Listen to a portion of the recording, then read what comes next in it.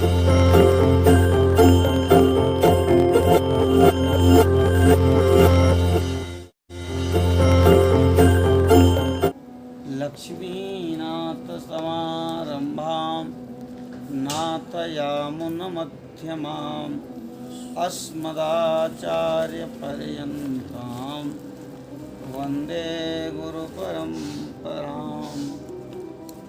श्रीवानाचलयोगिपादनलिनद्वन्द्वानुकम्पाप्लुतात् श्रीमद्भव्यसुदर्शनार्यचरणात् संलब्धमन्त्रत्रयम् श्रीमद्वेङ्कटनाथसेवनरतं सद्ब्रह्मचर्यान्वितं वन्देऽहं गुरुवर्यमध्यकमलाकान्तं नितान्तोज्ज्वलं सदाशिवसमारम्भां शङ्कराचार्यमध्यमाम् अस्मदाचार्यपर्यन्तां वन्दे गुरुपरम्पराम्। गुरुर्ब्रह्मा गुरुर्विष्णुः गुरुर्देवो महेश्वरः गुरुः साक्षात् परब्रह्म तस्मै श्रीगुरवे नमः।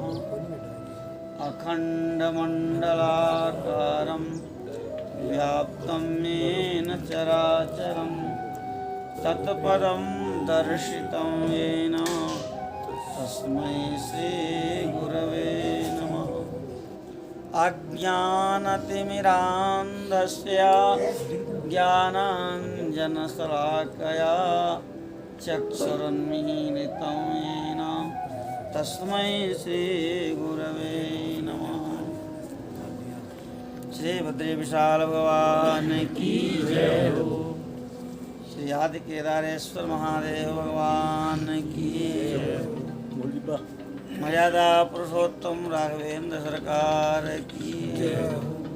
नंद नंदन मुरली अधर धर सौलभ्य श्री गोपीकांत दामोदर भगवान की जय हो। श्री अयोध्यानाथ भगवान की जय हो। श्री कामतानाथ भगवान की जय हो।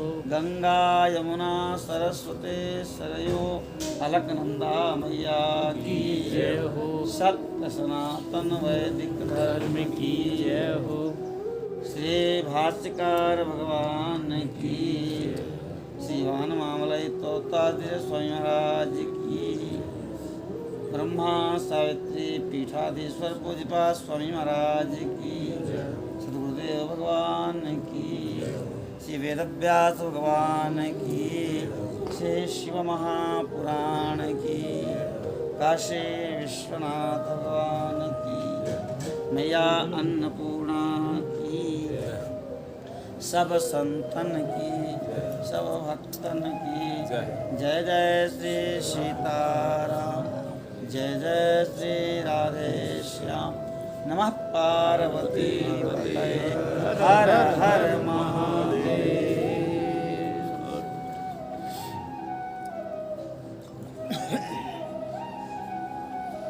अनंत कोटि गुणगणैक निलय वात्सल्य सौशल्य औदार्य समस्त गुण सम्मलन अकारण करुणा वरुणालय अखिल है प्रत्यनीक कर्तुम अकर्तुम अन्यथा कर्तुम सर्वसमर्थ भगवान बद्रीनारायण जी की आयत की कृपा करुणा से भगवान आदि केदारेश्वर महादेव की कृपा करुणा से पूज्यपाद तपोनिष्ठ धर्मनिष्ठ गौ ब्राह्मण वेद पालक हम सबके प्रतिपालक ब्रह्मा सरस्वती पीठाधीश्वर स्वामी श्री तुलसाराम जी महाराज की कृपा करुणा से समुपस्थित समस्त श्रोतागणों के पूर्वजों के आशीर्वाद से हम सब इस त्रिभुवन पावनी भूमि में पराम्बा पूर्णेश लीला अलकनंदा के पावन तट पर भगवत सन्निधि में, गुरु सन्निधि में चातुर्मास तपा साधना के अंतर्गत श्री शिवपुराण के माध्यम से सत्संग लाभ ले रहे हैं। आज हम सबके सत्संग का 13वां सत्र है। सत्संग करते करते 13 दिन पूर्ण हुए और निर्विघ्न हम सब कथा श्रवण कर रहे हैं। लगता नहीं कि 13 दिन हो गए, लगता है कि अभी तो कल ही सत्संग आरंभ हुआ। आए भगवान के पावन नाम का 2 बार कीर्तन करके फिर कथा का श्रवण करें। भगवान भगत के बस में होते आए, भक्तों के बस में होकर के वह निर्गुण निराकार निर्विकार परमात्मा भी सगुण साकार हो जाता है। जिनको परम वितरक कहते हैं, ऐसे भगवान सदाशिव मैना और हिमाचल की भक्ति की वशीभूत होकर के पराम्बा पार्वती के प्रेम के वशीभूत होकर के आज हिमाचल के यहाँ दूल्हा बनकर के विराजमान हैं उनके मंडप में। ब्रह्मा जी कहते हैं, नारद जी हिमाचल के जो कुल पुरोहित हैं वो गर्गाचार्य जी हैं। भगवत प्रेरणा से वहाँ पर आए हैं और मैना सहित भगवान हिमाचल ने कन्यादान आरंभ किया है। सुंदर सोने के कलश रखे हुए हैं। कलश लेकर के अपने देवता के पास से मैना हिमाचल के साथ आई हैं। मैना हिमाचल के दाहिने भाग में बैठी है। सर्वेषु शुभ कार्येषु पत्नी दक्षिणतः शुभा। सभी शुभ कार्यों में पत्नी को दाहिने ही बैठना चाहिए। ये तो भगवती पार्वती का तप है कि उनके तप के प्रभाव से तुम इनका दर्शन कर पा रहे हो। इनका कोई रूप नहीं है। ये प्रकृति से परे निर्गुण परब्रह्म परमात्मा है, निराकार हैं, निर्विकार हैं, मायाधीश हैं, गोत्र कुल और नाम से रहित स्वतंत्र परमेश्वर, लेकिन अपने भक्तों के लिए बड़े दयालु हैं। भक्तों की इच्छा से ये निर्गुण होते हुए भी सगुण हो जाते हैं, निराकार होते हुए भी सुंदर आकार ग्रहण करके और अनाम होते हुए भी अनेक नामों वाले हो जाते हैं।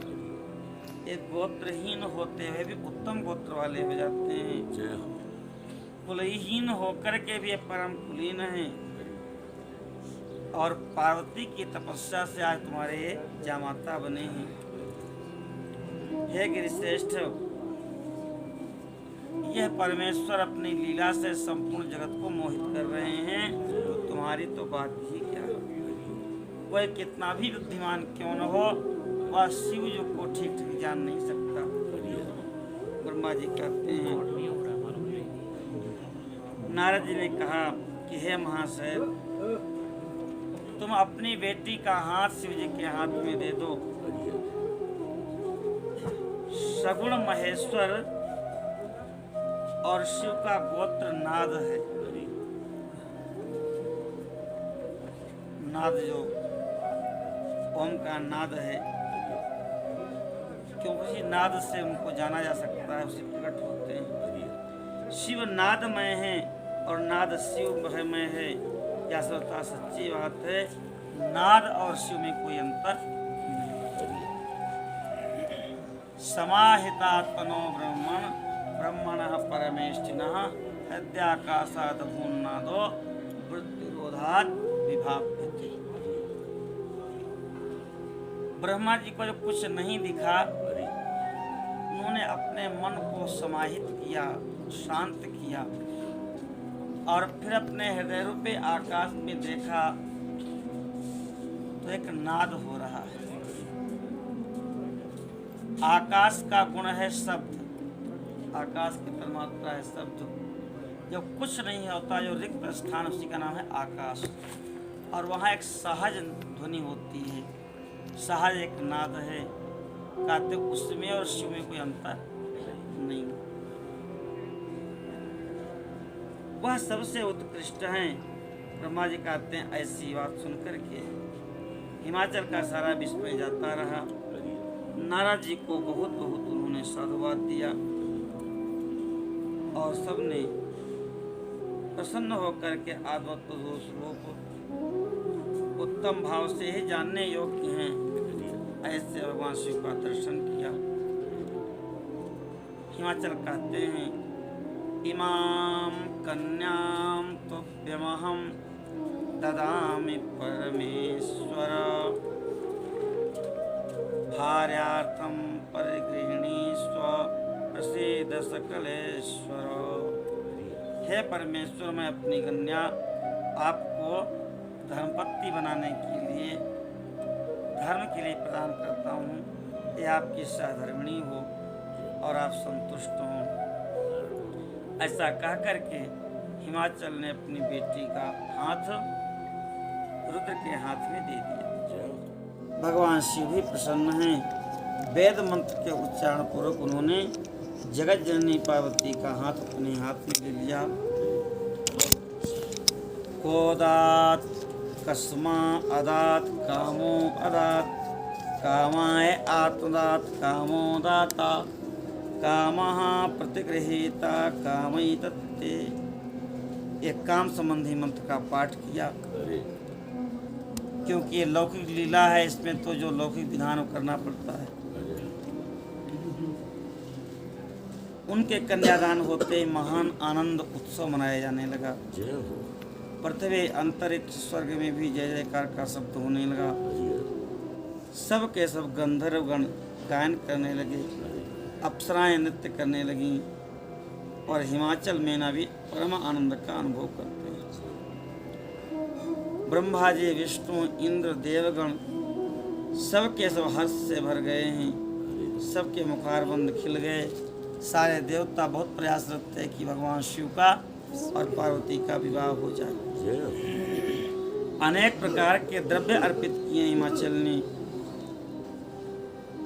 1 लाख सुंदर गौवें दी हैं, 1 लाख सुंदर सजे हुए घोड़े दिए हैं, करोड़ों हाथी, रथ, ये सब भगवान शिव को विधिपूर्वक प्रदान किया है। यजुर्वेद की माध्यन्दिन शाखा के अनुसार हाथ जोड़ करके शिव की स्तुति किया है। नमस्ते रुद्रमन्यव कुतोत इखवे नमः बाहुभ्यामुते नमः, ये सब यजुर्वेद के ही मंत्र हैं। शतरुद्री आदि भगवान शिव और शिवा का अभिषेक किया है। महामहोत्सव हो रहा है। ब्रह्मा जी कहते हैं कि ब्रह्मा जी की आज्ञा पाकर के महेश्वर ने ब्राह्मणों द्वारा अग्नि की स्थापना करवाई और पार्वती को आगे बिठा करके ऋग यजुः साम अथर्वा या चारों वेदों के मंत्रों से अग्नि में आहुतियाँ प्रदान की।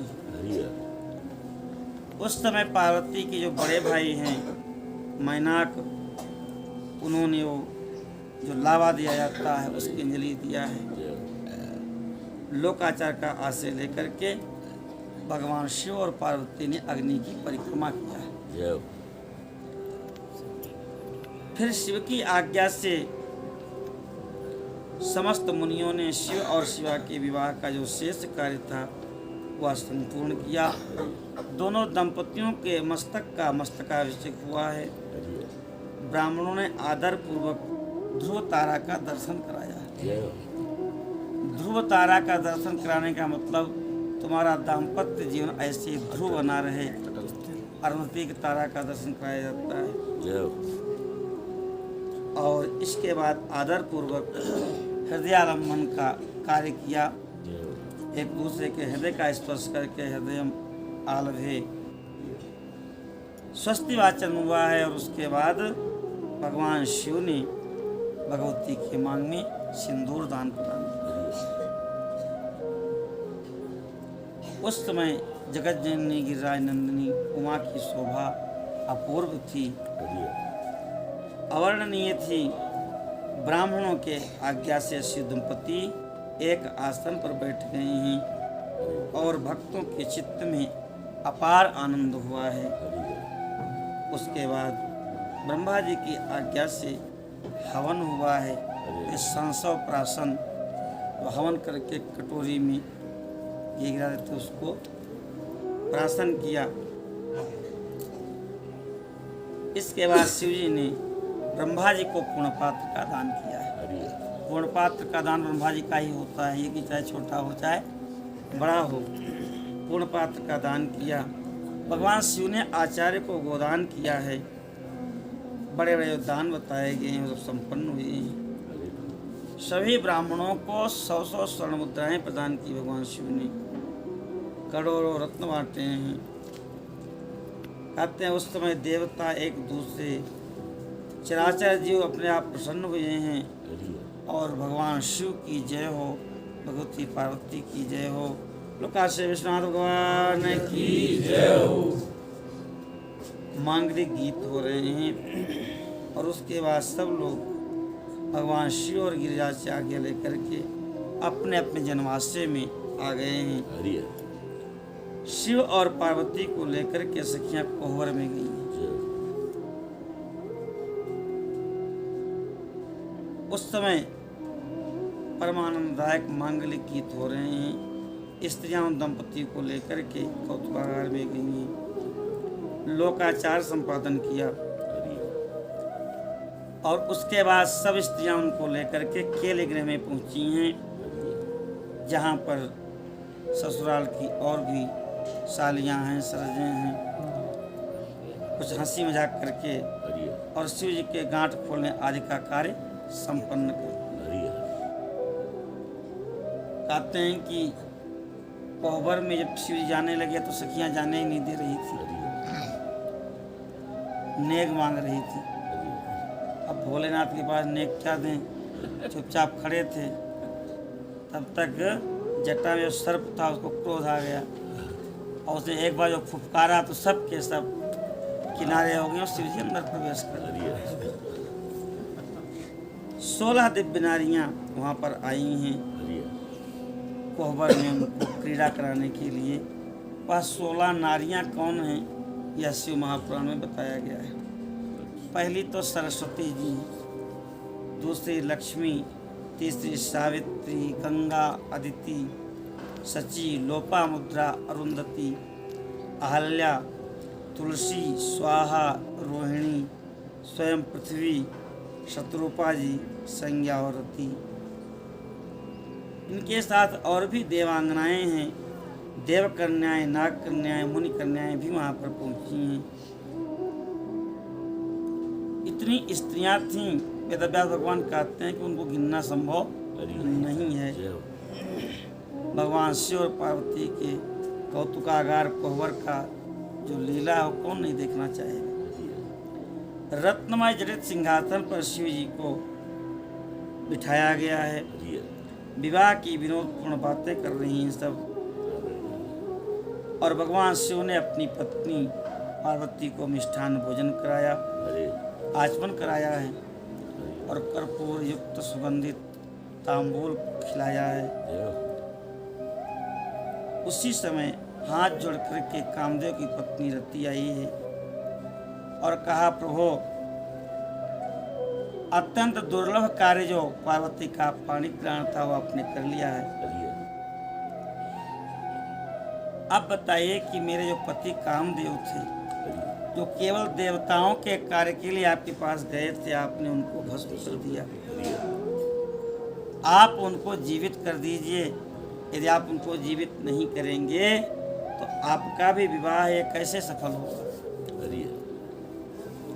इसलिए हमारे पति को हमसे मिला दीजिए और अपने इस विवाह को भी सफल कीजिए। इस प्रकार से रति ने प्रार्थना किया है और प्रार्थना करने के बाद जब कामदेव को भस्म किया था शिव जी ने, उस पर ब्रह्मा जी ने कहा था ये भस्म तुम बांध के रख लो। जो रतिदेव के भस्म होने की भस्म थी वह भस्म शिव जी को आरती ने दिया है और कहा, हे नाथ, अब आप हमारे पति को जीवित करिए। उनका रुदन सुन करके रति का करुणामयी सरस्वती आदि जो देवियां थीं उनके भी नेत्रों में आंसू आ गए। सबने कहा, प्रभु आप रति के दुख को दूर कर दीजिए। ब्रह्मा जी कहते हैं भगवान शिव प्रसन्न हुए, उन्होंने रति पर कृपा किया है और उसी भस्म से अद्भुत मूर्तिधारी कामदेव प्रकट हो गया। जैसा पहले उसका रूप था उससे भी और सुंदर धनुष बाण लेकर के प्रकट हो गया।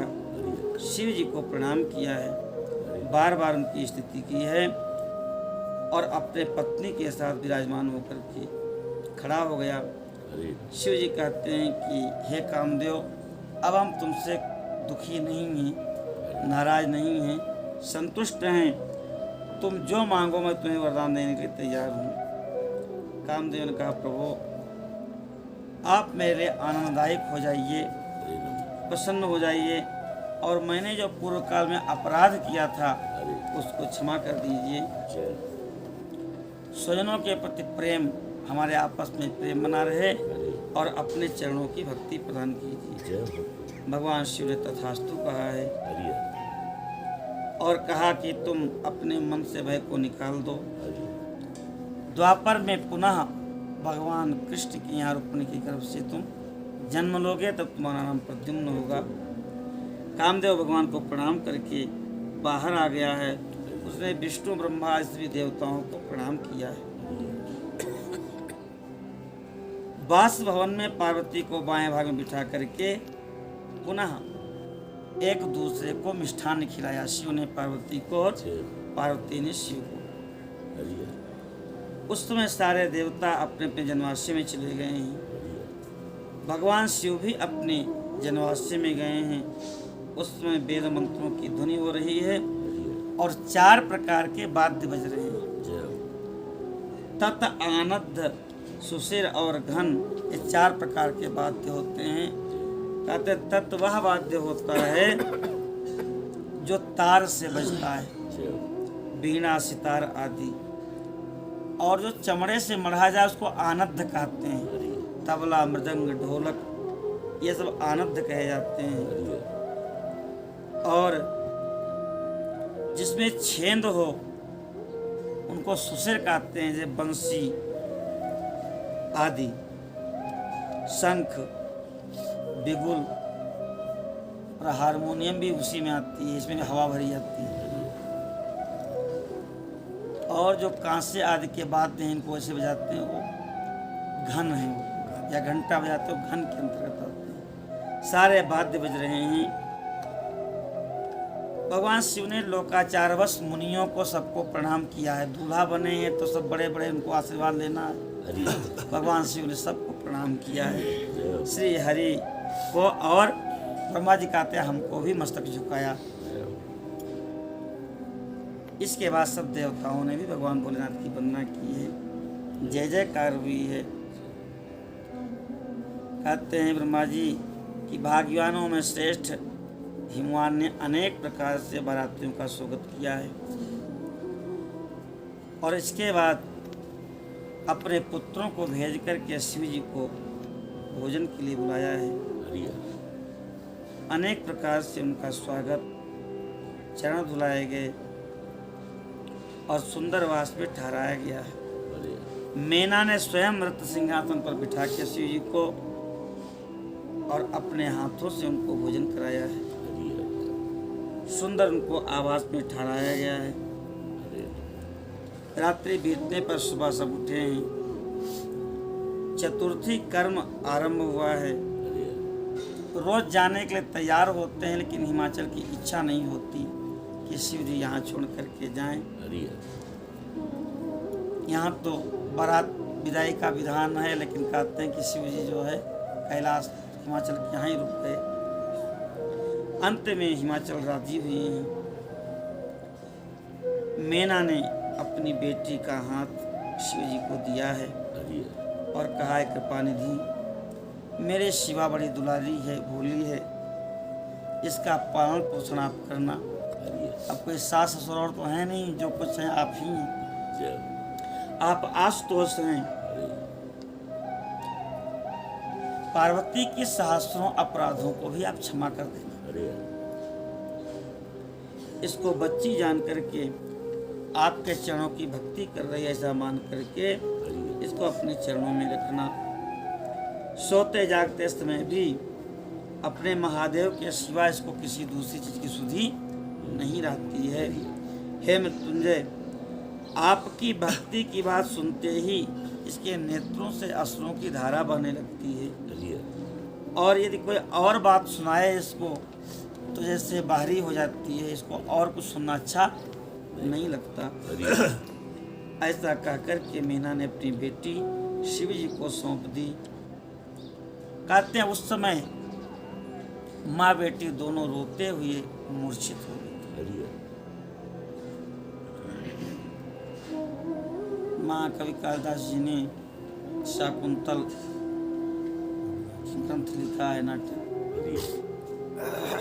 कहते हैं यास्यत्यद्य शकुंतले हृदयम, आज शकुंतला जाएगी ये सोच करके ही हमारा गला भर आ रहा है। हम तो विरक्त महात्मा हैं, बाल्यावस्था से मोह से दूर रहे हैं, जो हमारी ये दशा हो रही है अरे तो पीड्यन्ते गृहिणा कथम नूतनया विश्लेष उत्कंठ है। जो गृहस्थ लोग हैं वो कैसे दुखी नहीं होते हैं। महादेव जी ने किसी प्रकार से मीना जी को सचेत किया है, अरे उनसे विदा ले करके देवताओं के साथ यात्रा की है और कैलाश पर्वत की ओर आ गए हैं। अरे कहते हैं उसी समय जब विदाई हो रही थी, एक ब्राह्मण आए हैं और उनकी पत्नी ने पार्वती जी को पातिव्रत धर्म का उपदेश दिया है। अरे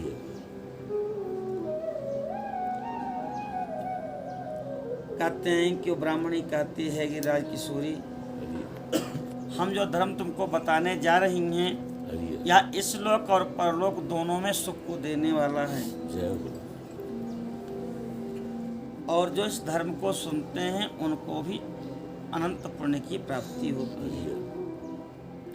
संसार में पतिव्रता नारी ही धन्य है, जय हो दूसरी नहीं।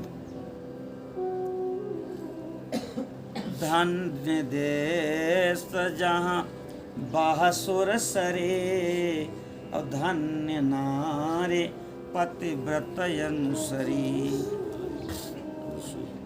भगवान कहते हैं कि गोभिर विप्रैश्च वेदैश्च सतीभिः सत्यवादिभिः अलब्धैर्धानशीलैश्च सप्तभिर्धारिते मयि। 7 खंभे हैं जिन पर यह पृथ्वी टिकी हुई है। अरे उस पे पहला खंभा गौ है, अरे दूसरे ब्राह्मण हैं, अरे तीसरे वेद हैं अरे और चौथी सती स्त्रियां हैं। अरे सती स्त्रियों के गर्भ से ही कृष्ण और राम जन्म लेते हैं। बड़े बड़े दानी सूरवीर ऋषि मुनि अरे वह किसी व्यभिचारिणी या चंचला स्त्री के गर्भ से जन्म नहीं लेते, इसलिए वह देश धन्य है जहाँ पतिव्रता है। पतिव्रता स्त्री सबको पवित्र करती है, उसके दर्शन मात्र से समस्त पाप नष्ट हो जाते हैं। जय हो हे शिवे, जो पति को परमेश्वर के समान मान के उनसे प्रेम करती है, अरे उनसे उनकी सेवा करती है, अरे वह इस लोक में संपूर्ण भोगों को भोगती है और अंत में कल्याणमय गति को प्राप्त होती है। अरे धन्या पतिव्रता नारी नान्या पूज्या विशेषतः, पावनी सर्वलोकानां सर्वपापौघनाशिनी।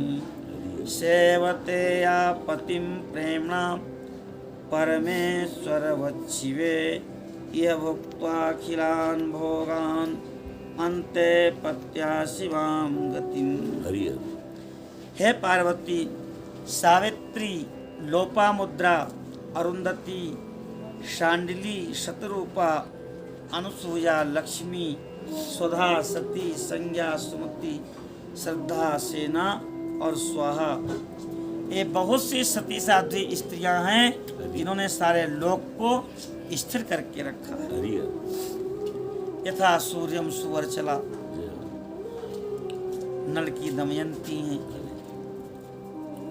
ये सब की सब पूजनीय हैं और पातिव्रत के बल से ब्रह्मा, विष्णु और शिव आदि की भी पूज्या हैं।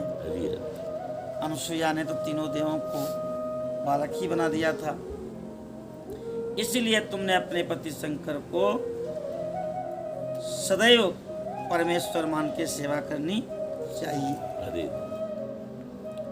पातिव्रत धर्म में तत्पर रहने वाला स्त्री अपने पति के भोजन कर लेने के बाद ही भोजन करे। अभी भी जो परंपरागत कुल परिवार है वहाँ मर्यादा है कि पहले पुरुष लोग भोजन करें फिर स्त्रियां भोजन करें। ऐसे पति जब खड़ा हो तो साध्वी स्त्री को भी खड़े रहना चाहिए। शुद्ध बुद्धि वाली साध्वी स्त्री प्रतिदिन अपने पति के सो जाने पर सोवे और उनके जगने के पहले ही जग जाए। उनके लिए सदैव हितकर कार्य करे, कभी भी पति से छल और कपट न करे। हे शिवे, साध्वी स्त्री को चाहिए कि यदि पति घर में नहीं है तो श्रृंगार न करे, आभूषण आदि धारण न करे और पतिव्रता स्त्री कभी भी अपने पति का नाम न ले। आत्मनाम गुरोर नाम नामाति कृपणस्य च श्रेयस कामो न गृह्णीयात् ज्येष्ठापत्य कल प्रयोग। मनुस्मृति में भगवान मनु कहते हैं कि अपना नाम भी बार बार नहीं लेना चाहिए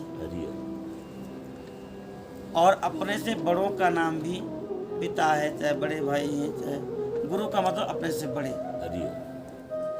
और जो अत्यंत कृपण है उसका भी नाम नहीं लेना चाहिए और अपने बड़े बेटा और पत्नी का भी नाम नहीं लेना चाहिए। तो पत्नी का भी नाम न ले पति और पत्नी भी पति का नाम न ले। कहते हैं पति यदि कठोर शब्द भी कह रहा है तो भी पत्नी को चुपचाप सहन करना चाहिए, उसको बदले में कड़ी बात नहीं करनी चाहिए। किसी कार्य में यदि पत्नी लगी है और पति ने आवाज दिया तो उस कार्य को वहीं छोड़ करके सबसे पहले पति के पास जाना चाहिए और हाथ जोड़ करके पूछना चाहिए कि आपने क्यों बुलाया है। इस प्रकार से पातिव्रत धर्म का उपदेश किया है। कहते हैं पतिव्रता स्त्री बहुत देर तक दरवाजे पर न खड़ी रहे। खिड़की दरवाजे झांकना ये अच्छे लक्षण नहीं होते। दूसरे के घर में बार बार न जाए और कोई को अपनी बात अगर सुनने में आ भी जाए तो उसको प्रकाशित न करे। पति के बिना कहे ही उनकी पूजन की सामग्री, उनका पूजा घर सुंदर लेप करके व्यवस्थित करके रखे, निरंतर उनके हित की साधना करती रहे। पति के आज्ञा लिए बिना कहीं तीर्थ यात्रा के लिए भी न जाए। जहाँ पर बहुत भीड़ हो, बहुत मेला हो, ऐसी जगहों को भी पतिव्रता स्त्रियों को त्याग देना चाहिए। प्रयोग आता है व्याकरण में असूर्यम पश्या राजदारा। ये ऐसी राजकुमारी आ रही हैं जिन्होंने अपने जीवन में कभी सूर्य को नहीं देखा। सूर्य को कैसे नहीं देखा? घर से बाहर कभी निकली ही नहीं। तो जब सूर्य की ही दृष्टि नहीं पड़ी, किरणें नहीं पड़ी, तो और किसी कैसे पढ़ सकते हैं? कहते हैं कि तीर्थ यात्रा के लिए आज्ञा न दे अगर पति तो शिव महापुराण में वेदव्यास भगवान कहते हैं कि तीर्थार्थिनी तुया नारी पतिपादोदकं पिबेत तस्मिन् सर्वाणि तीर्थानि क्षेत्राणि च न संशयः। पतिव्रता स्त्री को अपने पति का चरणोदक रोज पीना चाहिए और कहते हैं कि उसके पति के चरणोदक में सारे तीर्थों का निवास होता है, इस पे संदेह नहीं करना चाहिए। जय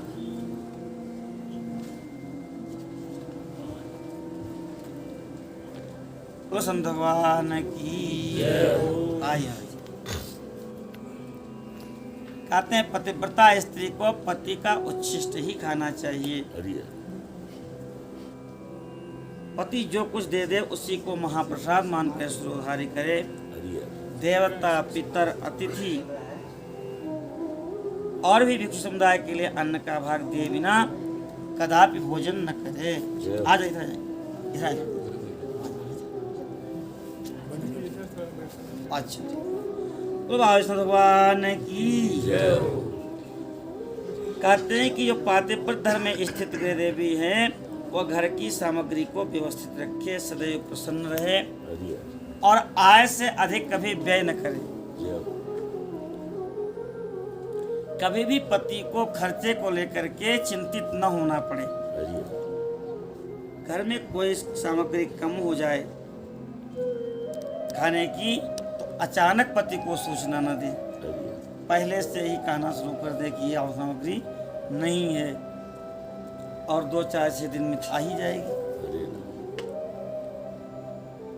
कहते हैं कि पतिव्रता स्त्री बिना पति की इच्छा के कोई उपवास आदि न करे, नहीं तो उसे कोई फल नहीं मिलता, अपितु वह नरकगामिनी होती है।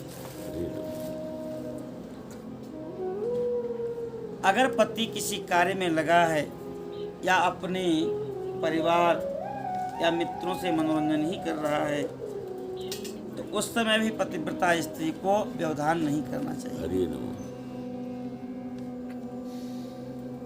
पति कैसा भी हो, नपुंसक हो, दुर्गति में पड़ा हो, बूढ़ा हो, रोगी हो, गरीब हो, दीनहीन हो, ऐसे पति का भी उल्लंघन पतिव्रता स्त्री को नहीं करना चाहिए। हरि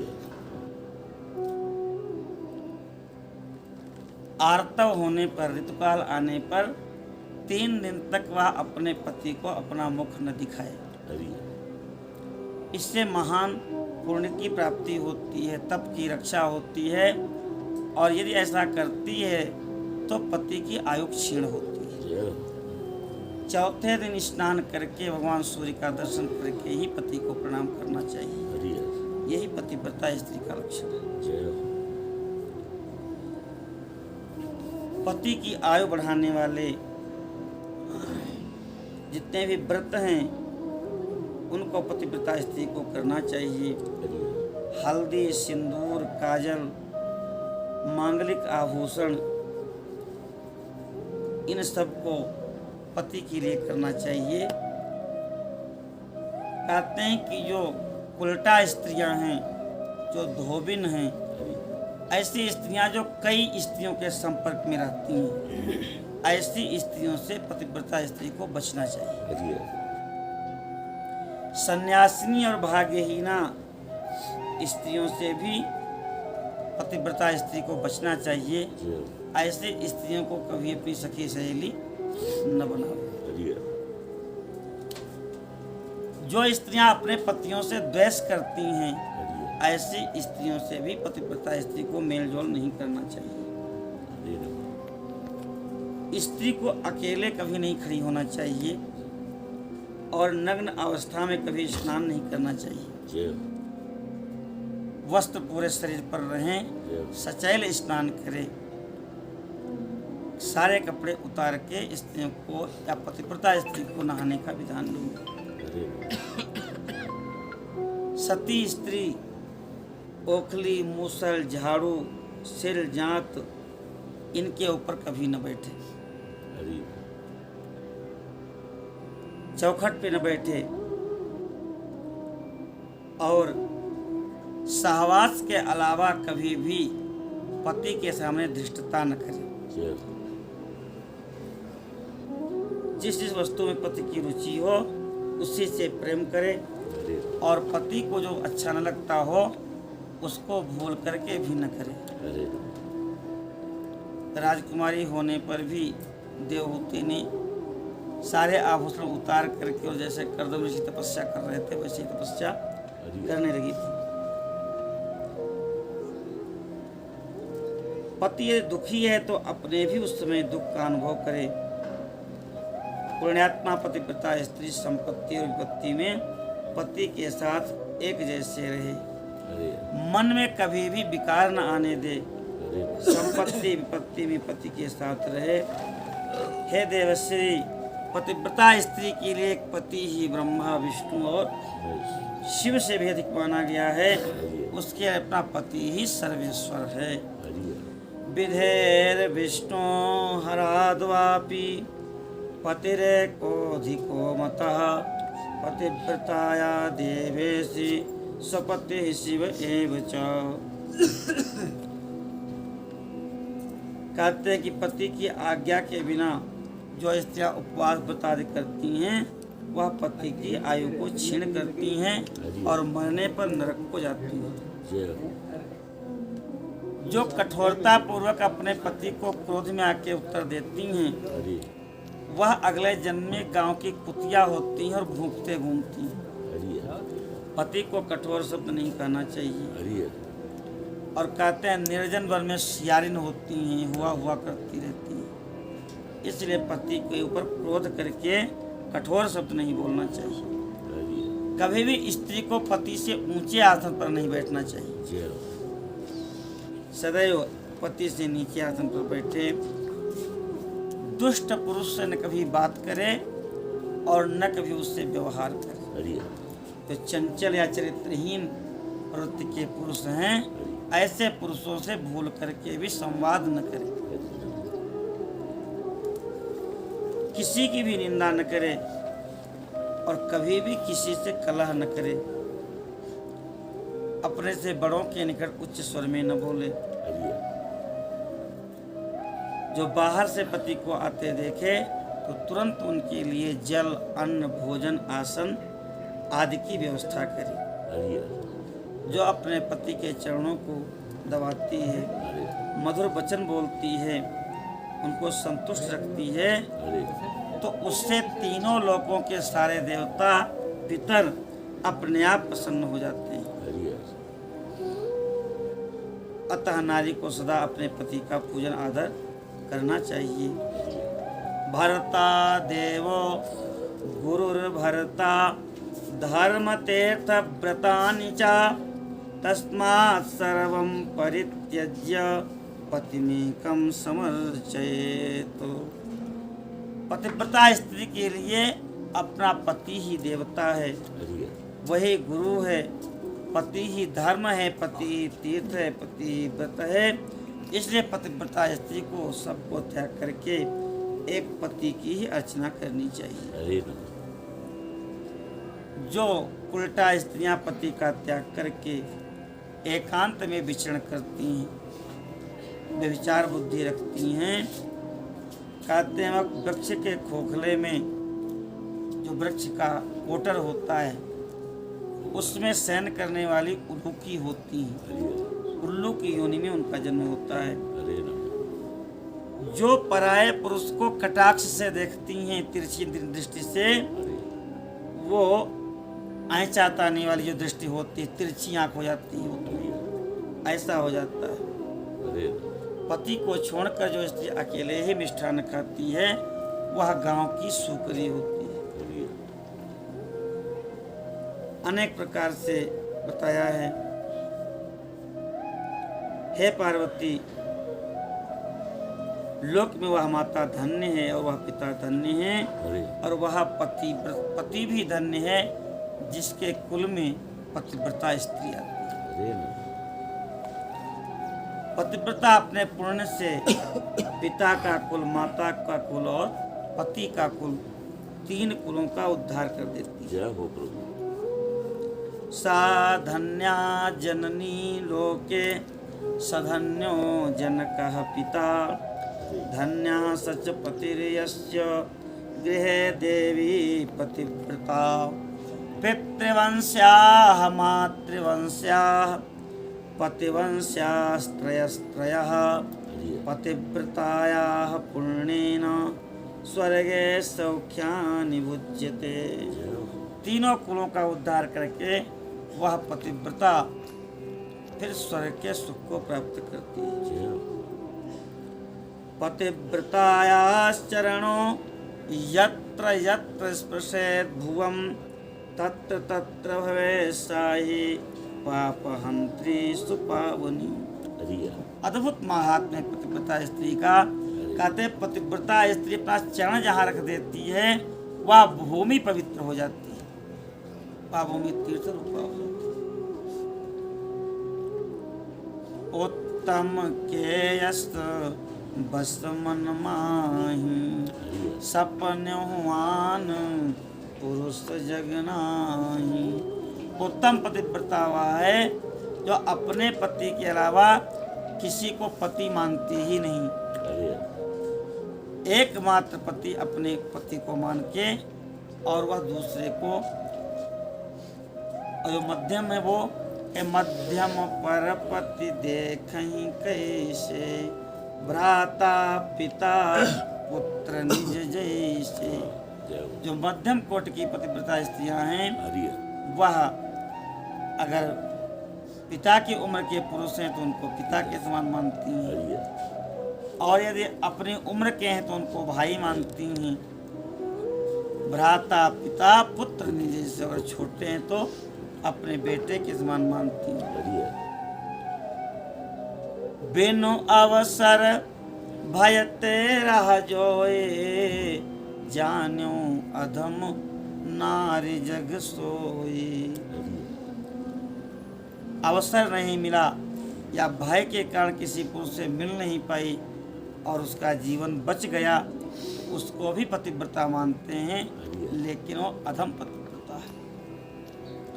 गोस्वामी जी हाय हाय करते हुए कहते हैं कि छन सुख लागी जन्म सत कोटि और जो न समुझ त्यहि सम को खूंटी। एक क्षण के भौतिक सुख पाने के लिए जो 100 करोड़ जन्म अपने नष्ट कर देती है, उससे बढ़कर के और मूर्ख कौन हो। अमित दानी भरता वेदेही। अनसुईया जी बताती हैं कि हे जानकी, पति सर्वस्व प्रदान कर सकता है, ऐसी व्यवस्था वेदों शास्त्रों की है, इसलिए उसकी सेवा करनी चाहिए। ब्राह्मणी कहती है पार्वती, भगवान सूर्य, भगवान चंद्रमा, वायुदेव भी अपने आप को पवित्र करने के लिए पतिव्रता का स्पर्श करते हैं। सूर्य पवित्र हो जाते हैं, चंद्रमा पवित्र हो जाते हैं और वायु देवता पवित्र हो जाते हैं पतिव्रता का स्पर्श करके। जब पतिव्रता स्त्री गंगा नदियों में नहाती है तो गंगा पवित्र हो जाती है। क्या महिमा है पतिव्रता स्त्री। गंगा नदियों में पतिव्रता स्त्री स्नान करती है तो वह गंगा नदियां पवित्र हो जाती हैं। आज मेरी जड़ता का नाश हो गया, आज हमारे अनंत पाप दूर हो गए, ऐसा वह गंगा नदियां अनुभव करती है। भार्या ही गृहस्थ आश्रम की जड़ है, भार्या ही सुख का मूल है, भार्या ही संतान की वृद्धि में कारण है। भार्या मूलम गृहस्थस्य भार्या मूलम सुखस्य च भार्या धर्म फलावाप्ते भार्या संतान वृद्धि। विदेशों में कहते हैं कि पति बाहर गया काम करने, लौट के आएगा तो पता नहीं घर में पत्नी मिलेगी कि नहीं मिलेगी। तो पतिव्रता स्त्री जब रहती है तो पति सुख पूर्वक सारे कार्य करते हैं। सबका मूल भार्या है। यथा गंगा वगाहेन शरीरम पावनम भवेत् तथा पतिव्रतां दृष्ट्वा सकलम पावनम भवेत्। गंगा में डुबकी लगाने से शरीर पवित्र हो जाता है, ऐसे पतिव्रता स्त्री का दर्शन करने से सारे पाप समाप्त हो जाते हैं। तारः पतेः शुचिर्नारी क्षमा सा स्वयं तपः फलं पतेः सत्क्रिया सा धन्यो तौ दंपति शिवे। हरि हे पार्वती, पति को इष्ट देव मानने वाली सती नारी और गंगा में कोई भेद नहीं। हरि जय पतिव्रता और उसके पति उमा और महेश्वर के साक्षात मूर्ति हैं। हरि विद्वान मनुष्य को उनका पूजन करना चाहिए। जय अगर पति प्रणव है तो नारी वेद की ऋचा है। अगर पति तप है तो पत्नी क्षमा है। नारी सत्कर्म है तो पति उसका फल है। हरि हे शिवे, सती नारी और उसके पति दोनों धन हैं। जय हो। इस प्रकार से पातिव्रत धर्म का उपदेश किया है ब्राह्मणी ने। हरि यद्यप भगवती तो जगत जननी है, लेकिन कहो कथा संसार हित। हम सब के उपदेश के लिए मानो हरि भगवती ने उपदेश दिया है। हरि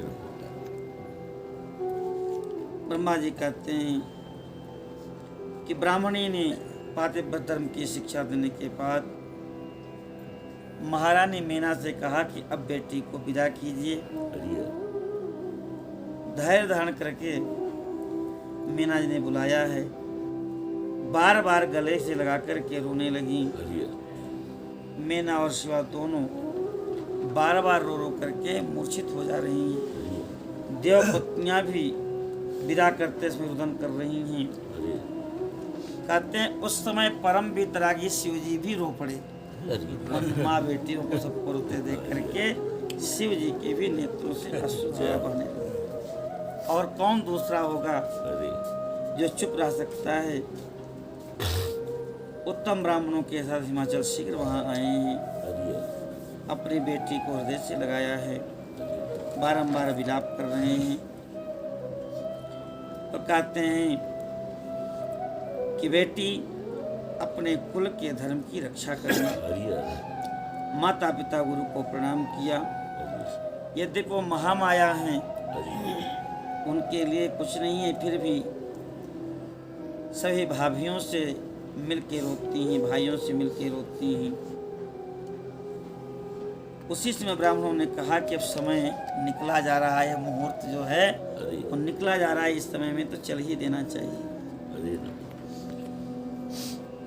उस समय हिमालय और मीना ने शिवा के बैठने के लिए पालकी मंगवाई है। ब्राह्मण पत्नियों ने उनको उस पर चढ़ाया है और सब ने आशीर्वाद दिया है।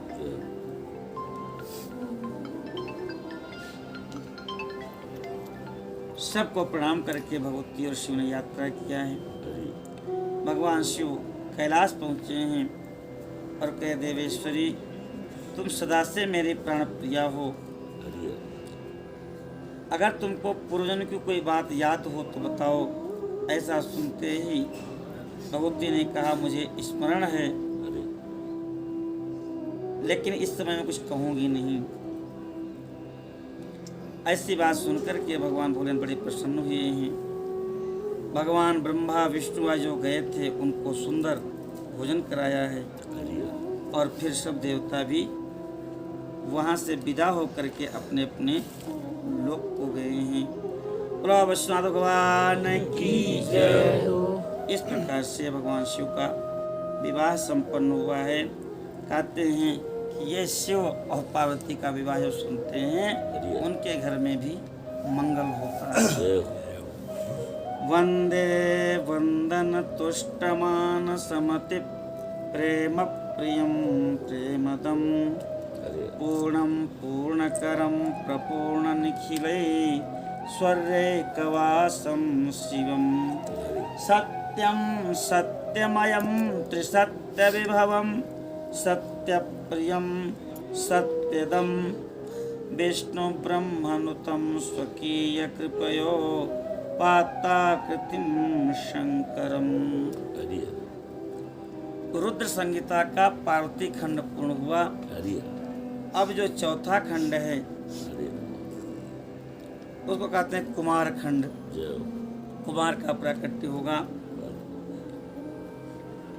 कहते हैं कि जिनको वंदना करने से प्रसन्नता प्राप्त होती है, जो अपने भक्तों के अत्यंत प्रिय हैं, पूर्ण आनंदमय हैं, भक्तों की अभिलाषा को पूर्ण करते हैं, संपूर्ण ऐश्वर्य जिनमें निवास करते हैं, जय हो। जो कल्याण स्वरूप शिव हैं, सत्य ही जिनका विग्रह है, जो सत्यमय हैं, जिनका ऐश्वर्य भी त्रिकाला बाधित तीनों कालों में सत्य है। हरि हर।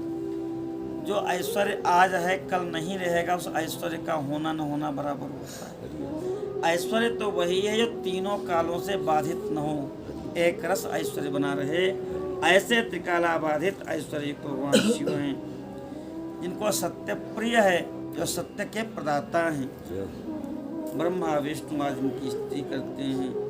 ऐसे भगवान हम सब की रक्षा करें, हम उनको प्रणाम करें।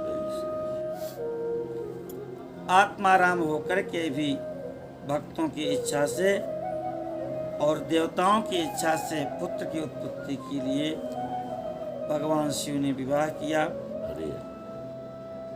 किस प्रकार से उनको पुत्र की प्राप्ति हुई या मैं सुनना चाहता हूँ। हरि हर। ब्रह्मा जी कहते हैं कि कुमार गंगा से उत्पन्न हुए, हरि हर। कृतिका और 6 स्त्रियों ने उनका पालन किया। हरि हर। उनके 6 मुख हुए। हरि हर। उनका नाम कार्तिकीय इसीलिए है कि कृतिका जी ने उनका पालन किया। हरि हर। ये सारी कथा हम आपको सुनाएंगे। हरि हर। ब्रह्मा जी कहते हैं भगवान शंकर ने कुमार को के गोद में बिठाकर स्नेह किया, अनेक प्रकार की उनको शक्तियाँ प्रदान की हैं, अत्यंत ऐश्वर्य प्रदान किया है। हरि हर। कुमार के प्रकट होने पर लक्ष्मी जी ने उनको संपत्ति और दिव्य मनोहर हार अर्पित किया है। हरि हर। सरस्वती और सावित्री ने मनोहर विद्याएं प्रदान की हैं हरि हर। और पुत्र प्राप्ति का मनोहर उत्सव मनाया गया है। जय हो। तो स्कंद कुमार की जय जय। हो। शिव और पार्वती के आनंद का पार नहीं है।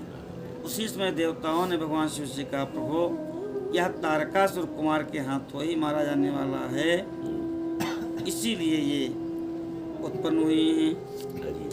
अतः इसलिए इन कुमार को आज्ञा दीजिए कि वो तारकासुर का वध करें। हरि हर।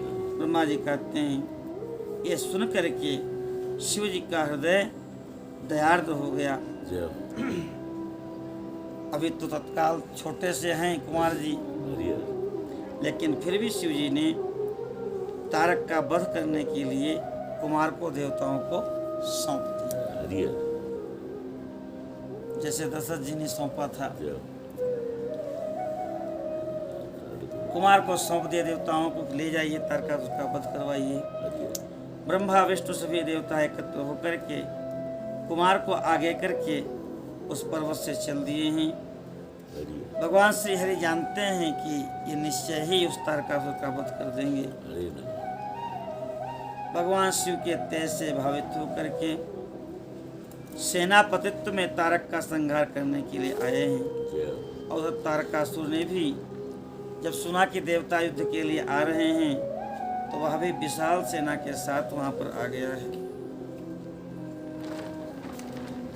सबके सब देवताओं को आश्चर्य हुआ है। हरि हर। तारकासुर बार बार सिंहनाद कर रहा है। हरि हर। और उसी समय भगवान शंकर की प्रेरणा से सभी देवताओं के लिए आकाशवाणी हुई है, हरि हर। हे देवगणों, तुम लोग कुमार के अधिनायकत्व में युद्ध करने के लिए उद्यत हुए हो, इसलिए आज तुम विजयी हो जाओगे। हरि हर। ब्रह्मा जी कहते हैं, आकाशवाणी को सुनकर के देवताओं का उत्साह बढ़ गया, हरि हर। उनका भय जाता रहा और देवता भी गर्जना करने लगे। विशाल युद्ध हुआ है। हरि हर। कहते हैं कि उन दैत्यों के पराघात से पृथ्वी कांप उठती है। देवराज इंद्र कुमार को अपने ऐरावत हाथी पर बिठा करके और सबके आगे लेकर के आए हैं और कहते हैं कि कुमार ने पहले तो स्वीकार कर लिया हाथी को, हरि फिर इंद्र को वापस कर दिया है हरि और एक अद्भुत विमान पर आरूढ़ हुए हैं। मयूर इनका वाहन है। जय हो। कहते हैं उस समय कुमार के चारों तरफ सुंदर चमन डुल रहे हैं। हरि हर। महावीर बड़े बड़े देवता उनके आसपास उनकी रक्षा के लिए खड़े हैं। हरि नमः। क्षण भर में ही सारे पृथ्वी रुंड मुंड से व्याप्त हो गई। तत्पश्चात देव और असुरों का विनाश करने वाला ऐसा युद्ध प्रारंभ हुआ अरे कि इसको देख करके वीर लोग प्रफुल्लित हो गए हैं। हरि गणनायक भगवान शिव के कोप से उत्पन्न हुए थे, अतः सभी देवताओं को पीछे करके सम्मुख आ गए। अरे प्रमथ गण, तमाम भगवान के रुद्रगण सबके सब युद्ध में हैं। अरे कहते हैं कि भगवान शिव के चरण कमल का ध्यान करके कुमार ने ऐसा त्रिशूल उठाया है जिसके तेज से सारे दिशाएं और आकाश प्रकाशित हो गया। अरे कहते हैं कि तब स्वामी की आज्ञा से वीरभद्र उस युद्ध से हट गए। हरि उस समय देवताओं को ललकार ललकार कर वह तारकासुर बाणों की वृष्टि करने लगा। हरि कहते हैं तारकासुर ने इतना पराक्रम प्रदर्शित किया है कि सारे देवता मिलकर के भी उसका सामना नहीं कर सके। जय देवताओं को हारते देख करके भगवान अच्युत को क्रोध आया है, वो युद्ध के लिए आए हैं। हरि उन्होंने सुदर्शन चक्र और साधनुष से आक्रमण कर दिया। कहते हैं देखते ही देखते तारकासुर और भगवान श्री हरि में भयंकर युद्ध हुआ है। हरि भगवान हरि ने चक्र से उस पर प्रहार किया और चक्र की चोट से वह असुर पृथ्वी पर गिर पड़ा, लेकिन पुनः उठ करके उसने अपनी शक्ति से चक्र के टुकड़े टुकड़े कर दिए। हरि भगवान विष्णु और तारकासुर दोनों बलवान हैं, दोनों में प्रचंड युद्ध हो रहा है। ब्रह्मा जी कहते हैं कार्तिक तुम देवाधिदेव हो, पार्वती सुत्र विष्णु और तारकासुर का युद्ध शोभा नहीं दे रहा है, हरि क्योंकि विष्णु के द्वारा इसका वध होना संभव नहीं है। हरि हे पार्वती नंदन, तुम्हारे अतिरिक्त इस पापी को मारने वाला दूसरा कोई नहीं है, हरि इसलिए शीघ्र जाकर के तुम उसका वध कर दो। हरि ब्रह्मा जी की बात मान करके कार्तिकेय जी हंसने लगे जय और उन्होंने कहा तथास्तु, आप जैसा कहते हैं ऐसा ही होगा। जय इसके बाद तारकासुर के वध का निश्चय करके कुमार अपने विमान से उतर पड़े हरि और उनके हाथ में एक दिव्य शक्ति थी जिससे लपटें निकल रही थीं, जय जलती हुई अग्नि के समान प्रतीत हो रही थी। उस शक्ति को हाथ में लेकर के कुमार जी पैदल ही चल पड़े। हरि कहते हैं कि उनको आते देख करके वह बोला, क्या शत्रुओं का संहार करने वाला यही कुमार है? मैं अकेले ही उसके साथ युद्ध करूंगा। जय अब तारकासुर का और उनका भीषण युद्ध होने लगा है। हरि कहते हैं कुमार ने भगवान शिव के चरणों का स्मरण किया हरि और तारकासुर के वध का विचार किया। जय अब तो वह जोर जोर से गर्जना करने लगा, भयंकर शब्द करने लगा है। उसी समय देवताओं ने जय जयकार किया, हरि देवर्षियों ने कुमार की स्तुति किया है। हरि आज कुमार और तारकासुर का प्रचंड युद्ध होने लगा। हरि एक दूसरे पर प्रहार करते हैं और एक दूसरे के अस्त्रों को काट भी रहे हैं। हरि इतना प्रचंड युद्ध हुआ कि वायु का चलना बंद हो गया, हरि सूर्य का प्रकाश फीका पड़ गया, हरि पर्वतों के सहित पृथ्वी कांपने लगी हरि और कुमार की रक्षा के लिए उस समय भगवान शिव भी आए हैं। हरि शंकर और पार्वती के पुत्र कुमार उनको सानुपात में बोल रहे, हे महाभाग पर्वतों, खेद मत करो, आज मैं तुम सबके सामने इस दुष्ट का वध कर दूंगा। जय हो ऐसा कह के अपने पिता शिव को प्रणाम किया है हरि और उस शक्ति को हाथ में लेकर के तारकासुर का वध करने के लिए तैयार हुए हैं। उसमें दिव्य शोभा है कुमार जी की। हरि कहते हैं उस शक्ति के आघात से तारकासुर के सारे अंग छिन्न भिन्न हो गए हरि और वह असुरगणों का अधिपति धराशायी हो गया। हरि सबके देखते ही देखते कुमार के अस्त्र के द्वारा, शक्ति के द्वारा तारकासुर के प्राण पखेरु उड़ गए। जय हो तो तारकासुर मर्दन कुमार जी महाराज की जय हो इस प्रकार से सारी दैत्य सेना विनष्ट हुई, तारकासुर का वध हो गया। हरि सारे त्रिलोकी में महान आनंद हुआ है। कार्तिकेय जी की विजय का समाचार मैया पार्वती और शिव को मिला है। आज भगवती पार्वती ने सूर्य के समान तेजस्वी अपने पुत्र कुमार को गोद में बिठाया है, स्नेह से उनके आंचल से दूध की धारा बहने लगी। सभी देवताओं ने कुमार की, शिव की और पार्वती की दिव्य स्तुति किया है। जय जयकार नमस्कार से आकाश मंडल गूंज उठा। अनेक प्रकार की स्तुति तारकासुर के मर्दन करने वाले कुमार की गई है। कहते हैं बाणासुर के प्राणों का हरण करने वाले, प्रलंबासुर के विनाशक हो, परम पवित्र तुम्हें हमारा अभिवादन है। ब्रह्मा जी कहते हैं इस प्रकार से सभी देवताओं ने कुमार जी का स्तवन किया। स्कंद कहते हैं कि हे भूधरों, तुम सब पूजनीय हो, सेवनीय हो और मेरे माता माँ के वंश की हो, इसलिए हमारे प्रणम्य हो। इनके नाना हिमाचल हैं तो सारे पर्वतों को ये नाना ही मानते हैं। देवता बोले कुमार, तारक को मार कर देवों को प्रदान करके तुमने जगत को सुखी कर दिया। अब तुम्हें अपने माता पिता शिव और पार्वती के निवासभूत कैलाश को जाना चाहिए। देवताओं की आज्ञा मान करके कुमार स्कंद अपने माता पिता शिव पार्वती के समीप कैलाश आ गए हैं। इस प्रकार से तारकासुर का वध हुआ है। सूर्य कहते हैं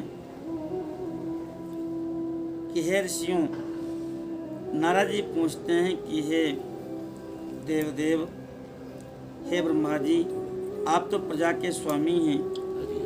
हमने कार्तिकेय जी का वृत्तांत तो सुन लिया, लेकिन उनके छोटे भाई गणेश जी की उत्पत्ति कैसे हुई ये हम आपसे सुनना चाहते हैं। ऐसा सुनकर के ब्रह्मा जी गदगद हो गए और कहते हैं कि गणेश की उत्पत्ति का वर्णन सुनो। शनि की दृष्टि पड़ने से गणेश जी का मस्तक कट गया था, तब उस पर हाथी का मुख लगा दिया गया था। वह कल्पांतर की कथा है। अब श्री श्वेतवाराह कल्प में जो कथा हुई है उसको सुनिए, जिसमें भगवान शिव ने ही उनके मस्तक को काट लिया था। शनि के देखने से मस्तक कट गया था, पहले कल्प की कथा है। लेकिन इस कल्प में जिसमें हम लोग चल रहे हैं, इसमें तो शिव जी ने ही गणेश जी के सिर को काट दिया था। ब्रह्मा जी कहते हैं मुनि, आपको संदेह नहीं करना चाहिए, क्योंकि भगवान की लीलाएं अद्भुत होती हैं। एक समय पार्वती जी अपनी जया और विजया सखियों को लेकर के विचार करने लगी कि हे सखी, सभी गण रुद्र के ही हैं, नंदी भृंगी आदि वे भी शिव की ही आज्ञा पालन करते हैं। जो असंख्य उनके प्रमुख गण हैं वो भी शिव जी की ही बात मानते हैं। हमारा तो कोई अपना व्यक्तिगत सेवक है ही नहीं जो मेरी बात माने। यद्यपि हमारे भी हैं, लेकिन उनसे हमारा मान मिलता नहीं है। इसलिए हमको भी अपने लिए गण की रचना करनी चाहिए। ब्रह्मा जी कहते हैं कि सखियों से ऐसा पार्वती ने कहा तो उन्होंने भी अनुमोदन किया। उसके बाद एक समय की बात है, पार्वती जी स्नान करने जा रही थी और उसी समय सदाशिव नंदी को डरा धमका करके घर के भीतर आ गए। भगवती स्नान कर रही थी, शिव जी को देख करके वह खड़ी हो गई। उनको बड़ा लज्जा का अनुभव हुआ और उसी समय सखियों के वचनों को हितकर सुखद माना। और उसी समय ऐसी घटना घटित हुई, भगवती ने विचार किया कि हमको एक सेवक चाहिए जो बिल्कुल विचलित होने वाला हो और मेरी आज्ञा माने। उन्होंने अपने शरीर के मैल से एक पुरुष का निर्माण किया। उसके सारे अंग सुंदर दोष रहित थे और वह जब बन के तैयार हुआ तो उसमें प्राण भी आ गए। उसने माता जी को प्रणाम किया। पार्वती मैया ने कहा, तुम मेरे पुत्र हो और मेरे अपने ही हो, तुमसे ज़्यादा प्यारा हमको कोई है नहीं। ऐसा कहने पर उस पुरुष ने प्रणाम किया गणेश जी ने कहा, माँ आज आपको कौन सा कार्य आ पड़ा है, मैं उस कार्य को पूर्ण करना चाहता हूँ। तब शिवा ने कहा, तुम मेरे पुत्र हो, आज से तुम मेरे द्वारपाल हो जाओ। मेरी आज्ञा के बिना कोई भी हठ पूर्वक मेरे महल के अंदर प्रवेश न कर, चाहे वह कहीं से भी आया हो, चाहे कोई भी क्यों न हो, लेकिन तुमको मेरी आज्ञा के बिना उसको अंदर नहीं आने देंगे। यूँ कह करके गणेश जी को एक सुंदर छड़ी दे दिया मैया ने, और उनके रूप को देख करके मैया मोहित हो गई, हर्षमग्न हो गई। मस्तक को सूंघा गणेश जी की छाती से लगाया और फिर दंड पानी गणेश जी को द्वार पर बिठा दिया। हे नारद जी, इसके बाद महावीर गणेश जी द्वार पर पहरा देने लगे। भगवती अपने सखियों के साथ स्नान करने लगी और उसी समय भगवान शिव वहां पर आए हैं। शिव जी पहचानते तो थे नहीं गणेश जी को। जब बोल उठे, देव माता की आज्ञा के बिना तुम अभी अंदर न जाओ। अंदर माँ आज्ञा जब तक न दे तब तक अंदर आप मत जाओ। माता स्नान करने बैठ गई है, तुम कहाँ जाना चाहते हो, इस समय यहाँ से हट जाओ। ऐसा कह के गणेश जी ने वो हाथ में छड़ी जो लेते थे वो आगे कर दी। उनको देख कर के गणेश जी को शिव जी ने कहा, मूर्ख तू किसे रोक रहा है दुर्बुद्धे, क्या तू मुझे नहीं जानता?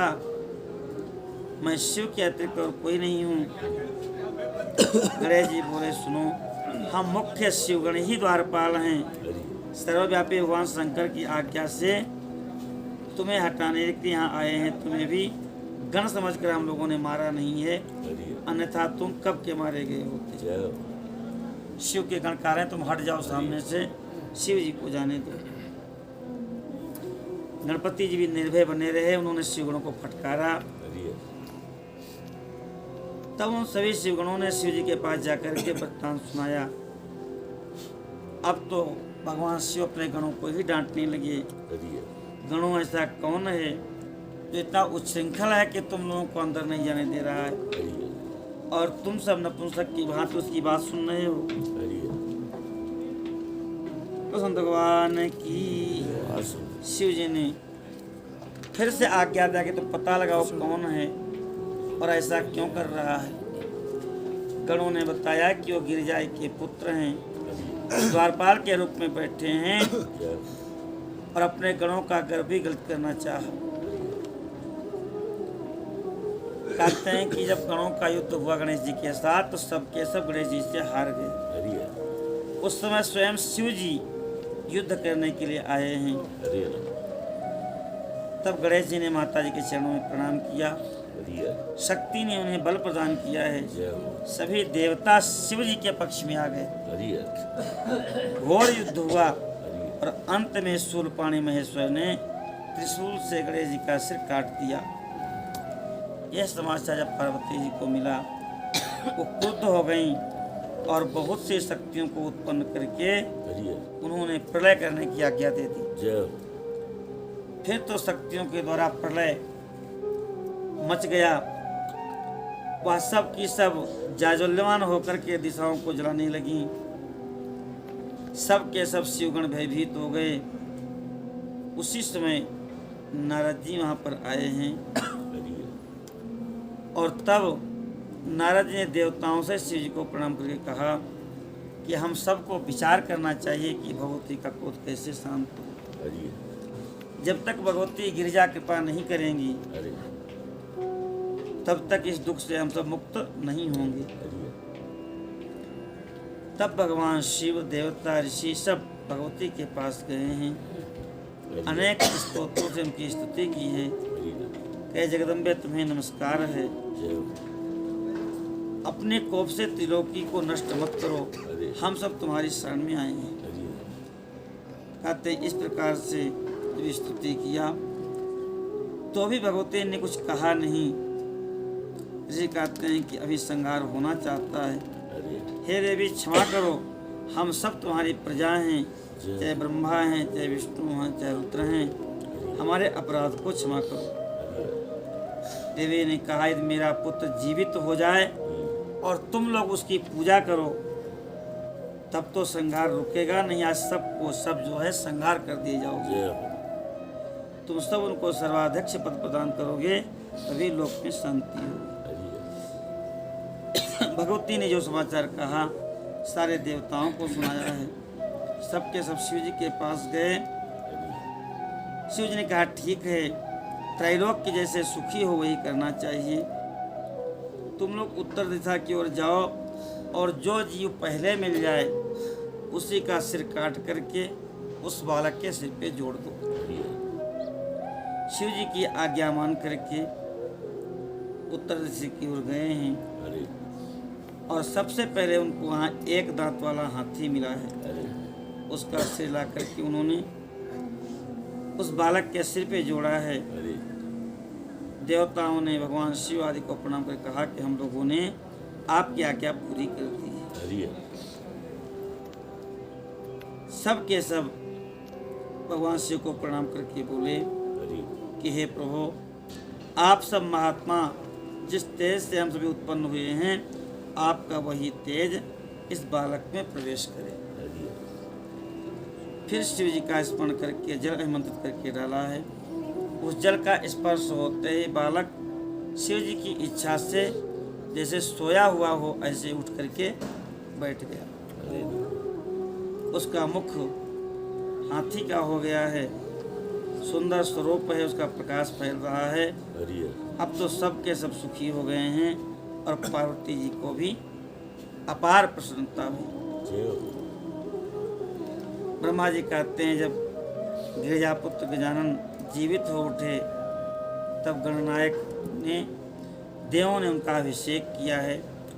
भगवती पार्वती भी आनंदमग्न हो गईं और उन्होंने अपने बालक को हृदय से लगाया है। अनेक प्रकार के वस्त्र आभूषण गणेश जी को प्रदान किए। अनेक सिद्धियों ने उनका पूजन किया है और कहा पुत्र तुम्हें बड़ा कष्ट झेलना पड़ा लेकिन अब तुम कृतकृत्य हो। संपूर्ण देवताओं में तुम्हारी अग्र पूजा होगी और तुझे कभी दुख का सामना नहीं करना पड़ेगा, बल्कि जो तुम्हारी आराधना करेगा वह भी दुख से मुक्त हो जाएगा। तुम्हारे मुख पर सिंदूर जैसा कुछ दिख रहा है, इसलिए मनुष्य को सदा सिंदूर से तेरी पूजा करनी चाहिए। जो भी पुष्प, चंदन, धूप, तांबूल आदि के द्वारा तुम्हारी पूजा करेगा उसको सारी सिद्धियां प्राप्त हो जाएंगी, उसके सारे विघ्न नष्ट हो जाएंगे। ब्रह्मा जी कहते हैं ऐसा कहकर के भगवती ने अपने पुत्र गणेश को सारी वस्तुएं प्रदान की हैं और उसी समय देवताओं का और शिवगणों का मन शांत हो गया है। कहते हैं कि अत्यंत हर्षित होकर के सबने शिव और शिवा की स्तुति किया है और गणेश जी को लेकर के शिव जी के समीप गए हैं। भवानी ने गणेश जी को अपनी गोद में बिठा लिया और फिर भवानी की गोद से शिव की गोद में चले गए गणेश जी। भगवान शिव ने उनके मस्तक पर हाथ रखा है और कहा ये मेरा दूसरा पुत्र है। उठ करके गणेश जी ने भी शिव जी के चरणों में प्रणाम किया है। फिर पार्वती को, मुझको, विष्णु को, नारद को, सभी ऋषियों को प्रणाम किया है। कहते हैं अभिमान करना तो मनुष्य का स्वभाव ही है, इसलिए मेरा अपराध आप सब क्षमा करें। तब सब ने गणेश जी को अनेक वरदान प्रदान किए हैं। कहते हैं कि जैसे त्रिलोकी में हम तीनों दिनों की पूजा होती है उसी प्रकार से गणेश जी का ही पूजन करना चाहिए। ऐसा करने से हम लोगों की पूजा संपन्न हो जाएगी। देवगणों, यदि इनकी पूजा पहले न करके अन्य देवों का पूजन किया गया तो उस पूजन का फल नष्ट हो जाएगा। इसमें विचार करने की आवश्यकता नहीं है, इसलिए सबसे पहले गणेश जी का ही पूजन होता है। सब ने सर्वाध्यक्ष घोषित किया गणेश जी को कि ये अग्र पूज्य होंगे, सबके अध्यक्ष होंगे। शिव जी कहा गिरिजानंदन, मैं तुझ पर प्रसन्न हूँ। मेरे प्रसन्न हो जाने पर सारा जगत प्रसन्न हो जाता है। अब कोई तेरा विरोध नहीं कर सकता। हरि हरि क्यों? क्योंकि तू शक्ति का पुत्र है, जय हो अत्यंत तेजस्वी है। तूने बालक होने पर भी इतना बड़ा पराक्रम प्रकट किया, इसलिए तू सदा सुखी रहेगा। विघ्न नाश के लिए तेरा नाम लिया जाएगा हरि हरि और तेरा नाम लेते ही विघ्नों का नाश हो जाएगा। जय हो आज से तू सबका पूज्य है, इसलिए संपूर्ण गणों का अध्यक्ष होने से तेरा नाम गणेश होगा, गण के ईश है। भगवान शिव ने पुनः कहा, है गणेश्वर, भाद्रपद मास के कृष्ण पक्ष की चतुर्थी तिथि को चंद्रमा का उदय होने पर तू उदय हुआ है। जिस समय गिरिजा के सुंदर चित्र से तेरा रूप प्रकट हुआ है, उस समय रात्रि का प्रथम प्रहर बीत रहा था, इसलिए उसी दिन से आरंभ करके उसी तिथि में तेरा उत्तम व्रत करना चाहिए, भाद्रपद कृष्ण पक्ष की चतुर्थी को। यह व्रत परम कल्याणकारी संपूर्ण सिद्धियों का प्रदाता है। हरि हरि वर्ष के अंत में जब पुनः वही चतुर्थी आ जाए, तब मेरे कथानुसार व्रत का पालन करना चाहिए। हरि हरि जिसको संसार में अनेक प्रकार के सुखों की कामना हो, हरि वह चतुर्थी के दिन भक्ति पूर्वक विधि सहित तेरा पूजन करे। हरि तो एक तो भादों हो गया, दूसरा अगहन मार्गशीर्ष के कृष्ण पक्ष चतुर्थिया में उस दिन प्रातःकाल स्नान करके व्रत के लिए ब्राह्मणों से निवेदन करे, उपवास करे, फिर धातु की, मूंगे की, श्वेत अर्क, मंदार की अथवा मिट्टी की मूर्ति बना करके प्राण प्रतिष्ठा करे हरि और भक्ति भाव से गणपति की पूजा करे। जय हो रात्रि का प्रथम प्रहर बीत जाने पर दूर्वा दलों से गणपति का पूजन करे। हरि हरि यह दूर्वा जड़ रहित हो, ऊपर का जो कोमल भाग होता है 3 दल वाला, 12 अंगुल लंबी हो और 3 गांठ वालों होनी चाहिए। हरि हरि दूर्वार्चन जो करते हैं उसमें जड़ न हो और उसका परिमाण 12 अंगुल लंबा हो, इतना बड़ी हो। ऐसी 101 अथवा 21 दूर्वा से भगवान गणपति की पूजा करें। हरि हरि ऐसा करने के बाद बाल चंद्रमा का पूजन करे जो उनके मस्तक पर हैं। हरि हरि ब्राह्मणों की पूजा करे, मिष्ठान भोजन करावे और नमक रहित मिष्ठान का ही प्रसाद पावे। हरि हरि ऐसा करने से यह व्रत पूर्ण होता है। हरि यह व्रत करते करते जब वर्ष पूर्ण हो जाए तो मनुष्य को चाहिए कि उद्यापन करे, हरि 12 ब्राह्मणों को भोजन करावे, एक कलश स्थापित करके उसमें गणपति की मूर्ति का पूजन करे, वेद विधि के अनुसार वेदी बनावे और उसी में हवन करे।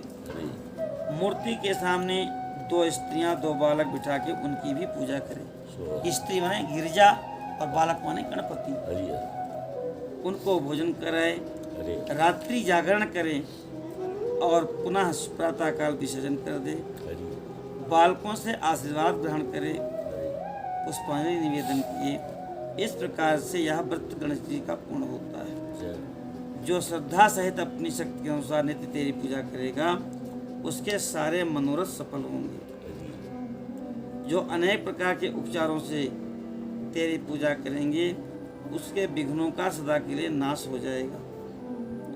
कहते हैं कि जो हमने व्रत बताया है, हरि यह विशेष करके स्त्रियों को अवश्य करना चाहिए। हरि हरि प्रायः माताएं करती भी हैं हम लोग क्या गणपति जी की पूजा।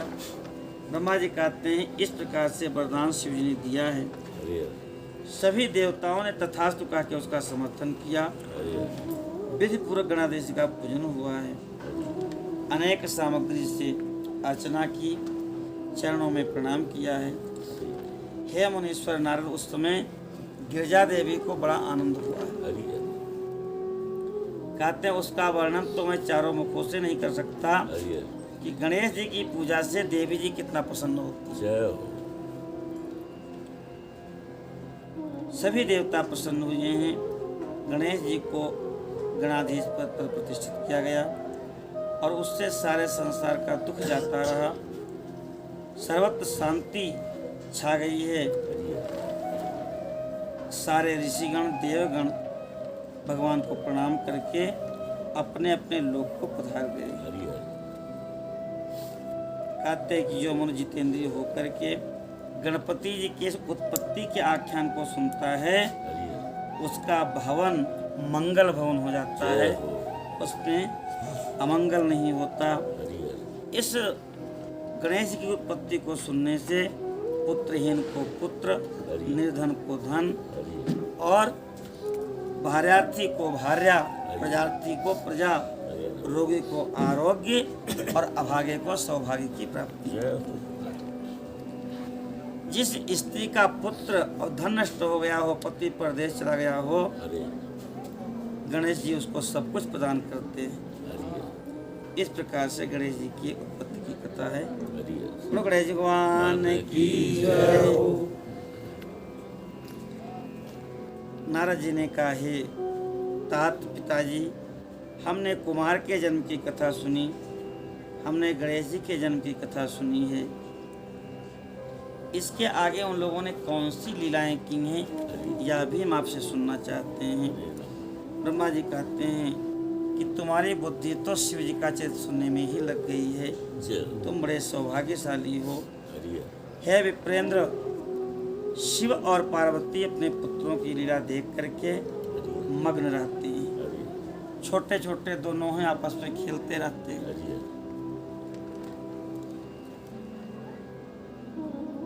एक दिन गणेश जी रोने लगे हरि और जोर जोर से रोने लगे। मैया किसी कार्य में व्यस्त थी।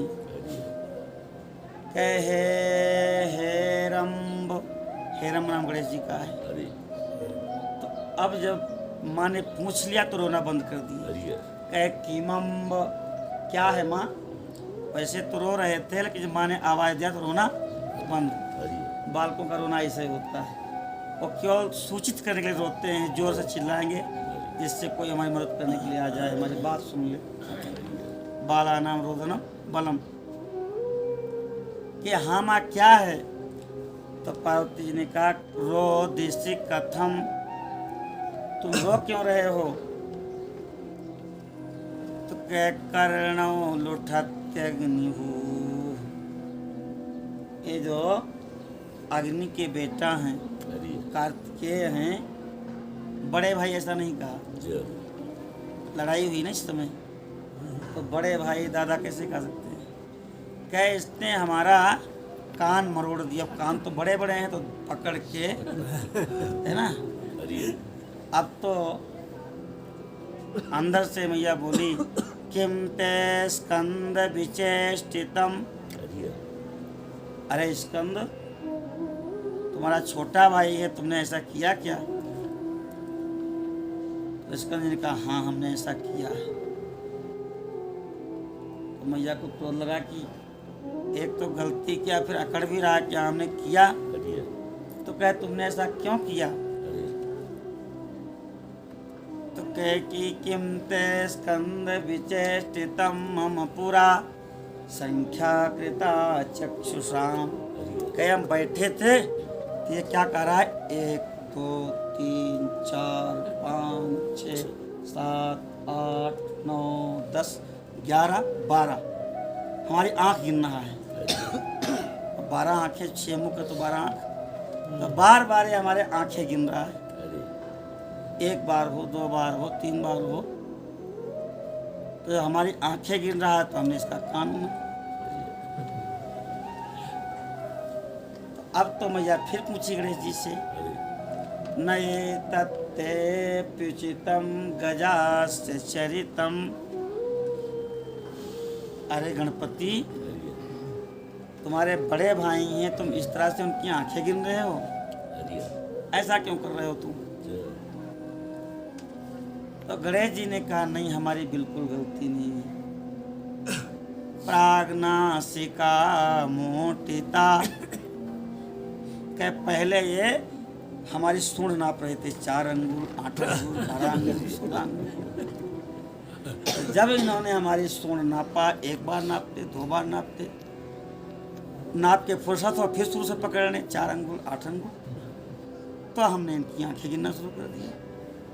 सुत्वैवं सुतयोर गिराम गिरिसुता स्मेरा नना पातुआ। जय अपने बालकों की सुंदर बाल लीलाओं को सुन करके भगवती को भी हंसी आ गई, और ऐसी हंसती हुई पराम्बा हम सबका मंगल करें। अनेक प्रकार की बाल लीलाएं भगवान गणपति और स्कंद जी कर रहे हैं। हरिओम। भगवान भोलेनाथ अपने बालकों की बाल लीलाओं का आनंद ले रहे हैं। हरिओम। गणेश जी और स्कंद जी शुक्ल पक्ष की चंद्रमा की भांति प्रतिदिन बढ़ते जा रहे हैं। हरिओम। शिव जी कहे अब हमारे बेटे बड़े बड़े हो गए, इनका विवाह करना चाहिए। इनका विवाह कैसे संपन्न हो? हमको दोनों प्यारे हैं, जैसे सदानंद प्यारा है ऐसे हमारा ये गजानन प्यारा है, दोनों हमारे बालक हैं। ऐसा चिंतन करके माता पिता दोनों आनंद मग्न हो गए। हरिओम। अब विवाह की बात जब सुने तो दोनों लड़ गए। हरिओम। गणेश जी ने कहा पहले विवाह हमारा होगा, स्कंद जी के पहले विवाह हमारा होगा, हरिओम। पहले मैं विवाह करूंगा। अब तो बड़ा आश्चर्य हुआ भगवान गण शिव जी को, पार्वती जी को। हरिओम। उन्होंने दोनों को बुलाया, तो कहे तुम लोग हमारी बात को सुनो, हरिओम। तुम दोनों हमको प्यारे हो और तुम दोनों के विवाह हमको करना है। हरिओम। शर्त यह है जो सारे पृथ्वी की परिक्रमा करके पहले आ जाएगा जय हो। उसका विवाह पहले होगा। हरिओम। अब जो पहले आ जाएगा उसी का विवाह पहले हो जाएगा। ब्रह्मा जी कहते हैं ऐसी बात सुनकर के स्कंद जी अपने मयूर पर बैठे और परिक्रमा के लिए निकल पड़े, हरिओम। लेकिन गणेश जी चुपचाप वहीं बैठे रहे। बार बार मन में विचार करने लगे मैं क्या करूं, कहाँ जाऊं। एक तो हमारा शरीर मोटा तगड़ा है, मैं कोस बल से ज़्यादा चल भी नहीं पाऊंगा, और सारे पृथ्वी की परिक्रमा करके मैं कैसे आ सकता हूँ। हरिओम। इसके बाद मन ही मन विचार किया। गणेश जी ने सुंदर स्नान किया, सुंदर पीले वस्त्र पहने, तिलक लगाया, मुकुट रखा, और माता पिता जी से कहा कि आप लोग बैठिए, हम आप दोनों का पूजन करेंगे। ब्रह्मा जी कहते हैं कि गणपति की बात मानकर के शिव पार्वती दोनों आसन पर बैठ गए, और विधिवत पूजा करके गणेश जी ने बारंबार प्रणाम किया, और माता पिता के साथ परिक्रमा करके जय और प्रणाम करके स्तुति करके बोले जय हो। हे माता जी और हे पिताजी, आप मेरी बात सुनिए, हमारा विवाह जल्दी कर दीजिए।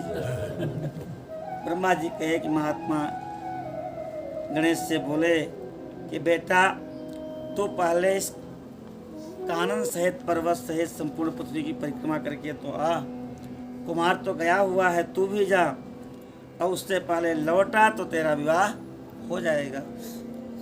ब्रह्मा जी कहते हैं ऐसी बात सुनकर के गणेश जी कुपित हो गए और कहे आप दोनों सर्वश्रेष्ठ हैं, धर्म रूप हैं, महाबुद्धिमान हैं, और मेरी बात सुनिए, मैंने 7 बार पृथ्वी की परिक्रमा कर ली है, हरिओम। फिर भी आप लोग ऐसी बात कर रहे हैं। जय हो। ब्रह्मा जी ने कहा मुने शिव पार्वती तो बड़े लीलानंदी हैं। उन्होंने बालक से पूछा पुत्र तूने समुद्र पर्यंत विस्तार वाली बड़े बड़े कर्णों वाली इस पृथ्वी की परिक्रमा कब कर लिया? हरिओम। ब्रह्मा जी कहते मुने जब शिव पार्वती ने ऐसा कहा तो गणेश जी बोले माता जी एवं पिताजी, हमने आप दोनों की पूजा करके प्रदक्षिणा कर ली है, अतः मैंने समुद्र पर्यंत पृथ्वी की परिक्रमा पूरी कर ली है। जय हो। धर्म के संग्रहभूत वेदों और शास्त्रों में ऐसे वचन मिलते हैं, वो सत्य हैं कि असत्य हैं, ये मैं आपसे पूछता हूँ। हरिओम। वचन ये हैं कि जो पुत्र माता पिता की पूजा करके उनकी प्रदक्षिणा करता है उससे पृथ्वी की परिक्रमा का फल मिल जाता है। जय हो। जो माता पिता को घर पर छोड़कर तीर्थ यात्रा के लिए जाता है वह माता पिता की हत्या से मिलने वाले पाप का भागी होता है। जय हो। पुत्र के लिए माता पिता का चरण कमल ही महान तीर्थ है, हरिओम। धर्म का साधनभूत तीर्थ है हरिओम। जो पास में ही सुलभ है। जय हो। पुत्र के लिए माता पिता और स्त्री के लिए पति, ये दोनों सुंदर तीर्थ घर में ही वर्तमान है। जय हो। ऐसा जो वेद शास्त्र निरंतर घोषित करते हैं, या तो उसको आप लोग असत्य कर दीजिए, जय हो। और यदि नहीं तो निस्संदेह जय हो। वेद भी असत्य हो जाएगा और वेद द्वारा वर्णित आपका स्वरूप भी असत्य हो जाएगा। फिर आप भगवान नहीं माने जाएंगे। अरे वेद ही तो आपको भगवान कहते हैं। और यदि सब सत्य है तो मेरा शीघ्र ही विवाह कर दीजिए, और या तो कह दीजिए वेद शास्त्र सब झूठे हैं, जय हो। आप दोनों धर्म रूप में हैं। अरे भली बात विचार करके और जल्दी से हमारा विवाह कर दीजिए। अरे ब्रह्मा जी कहते हैं बुद्धिमानों में श्रेष्ठ उत्तम बुद्धि संपन्न महाज्ञानी है पार्वती गणेश जी। इतना कह के चुप हो गए। अब तो बड़े विस्मित हुए शिव पार्वती, और उसके बाद वो गणेश जी की प्रशंसा करने लगे।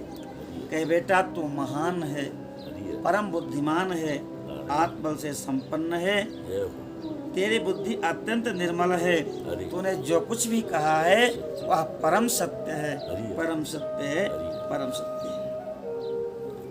दुख का अवसर आने पर जिसकी बुद्धि विशिष्ट हो जाती है अरे। उसके दुख नष्ट हो जाते हैं। जय हो। जैसे सूर्य का उदय होने पर अंधकार नष्ट हो जाता है। अरे जिसके पास बुद्धि है वही बलवान है। बुद्धिर्यस्य बलम तस्य निर्बुद्धेस्तु कुतो बलम। बुद्धिहीन के पास बल कहाँ। पुत्र वेद शास्त्र पुराणों में बालक के लिए धर्म पालन की जैसी बात कही गई है, वह सब तूने पूरी कर ली। अरे दूसरा कौन ऐसा कर सकता है। हमने तेरी वह बात मान ली, अब हम इसके विपरीत कुछ नहीं कहेंगे। अरे नारद जी यो कह करके उन दोनों ने बुद्धिसार गणेश को सांत्वना दी और उनके विवाह के संबंध में विचार करने लगे। उसी समय विश्वरूप जी को पता लगा कि शिव जी अपने बेटे का विवाह करना चाहते हैं। प्रजापति विश्वरूप, उनके दो सुंदर कन्याएं थीं। एक का नाम था सिद्धि और एक का नाम था बुद्धि। भगवान शंकर और गिरिजा ने उन दोनों के साथ हर्षपूर्व गणेश जी का विवाह संस्कार संपन्न करा दिया। वो सिद्धि बुद्धि सहित गणपति भगवान की जय हो। संपूर्ण देवता पधारे हैं। विश्वकर्मा ने वह विवाह किया। सबको हर्ष प्राप्त हुआ है। अरे और उन दोनों पत्नियों से गणेश जी के दो पुत्र उत्पन्न हुए हैं।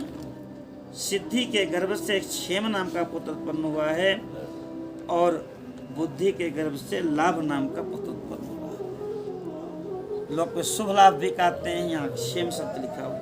अरे इस प्रकार गणेश जी सुख पूर्वक अपने परिवार के साथ रहने लगे। अब कार्तिकेय जी परिक्रमा करके लौट करके आए हैं। उस समय नारद जी ने स्कंद जी को समाचार दिया। अब तो कुमार बड़े क्षुब्ध हो गए अरे साईं। और जब देखे कि शिव और शिवा ने छोटे भाई का विवाह कर दिया अरे तो लौट के आए ने क्रौंच पर्वत पर चले गए और इसीलिए उनका नाम कुमार हो गया। कुमारापन प्रसिद्ध हो गया, माने उन्होंने फिर विवाह ही नहीं किया, ब्रह्मचारी हो गए। उनका नाम त्रिलोकी में विख्यात हो गया। अरे सर्व पापहारे पुण्य में उत्कृष्ट ब्रह्मचर्य की शक्ति प्रदान करने वाला है। कार्तिक की पूर्णिमा को देव ऋषि मुनि सब कुमार का दर्शन करने के लिए क्रौंच पर्वत पर जाते हैं। अरे मनुष्य कार्तिकी पूर्णिमा के दिन कृतिका नक्षत्र का योग होने पर जो स्वामी कार्तिक भगवान का दर्शन करता है अरे उसके समस्त पाप नष्ट हो जाते हैं। जय हो। स्कंद का जब बिछोह हो गया अरे तो माँ पार्वती को बड़ा दुख हुआ। अरे उन्होंने कहा प्रभु मुझे साथ लेकर के वहाँ चलिए। भगवान शिव एक अंश से उस पर्वत पर भी गए हैं अरे और वहाँ पर भगवान मल्लिकार्जुन के नाम से विराजमान है। बोलो मल्लिकार्जुन भगवान की जय हो। इस ज्योतिर्लिंग से भगवान वहाँ प्रतिष्ठित हो गए हैं क्रौंच पर्वत पर, जो अपने भक्तों की मनोकामना को पूर्ण करने वाले हैं। अरे हे नारद, वो दोनों शिवाशिव भी पुत्र स्नेह से विवल होकर के प्रत्येक पर्व पर कुमार को देखने के लिए जाते हैं। अमावस्या के दिन वहाँ स्वयं शंभु पधारते हैं और पूर्णिमा के दिन पार्वती जी जाती हैं। हे मुनीश्वरों, तुमने कार्तिकेय और गणपति का जो वृत्तांत पूछा था वह हमने आपको सुना दिया। इस चरित्र को सुनने से जीवों की सारी मनोकामनाएं पूर्ण होती हैं। यह अनुपम आख्यान सुख, आयु, कीर्ति को बढ़ाने वाला, स्वर्ग की प्राप्ति कराने वाला, पुत्र पौत्र की वृद्धि करने वाला, मोक्ष प्रदान करने वाला है और शिव पार्वती में प्रेम को बढ़ाने वाला है। यह कल्याणकारक शिव जी के अद्वैत ज्ञान का दाता और सदा शिवमय है। मोक्षकामी निष्काम भगवान के भक्तों को सदैव इसका श्रवण करना चाहिए। तो काशी विश्वनाथ भगवान की जय। इस प्रकार से रुद्र संहिता का कुमार खंड पूर्ण हुआ। आए भगवान के पावन नाम का कीर्तन करें और आज की कथा का 10 मिनट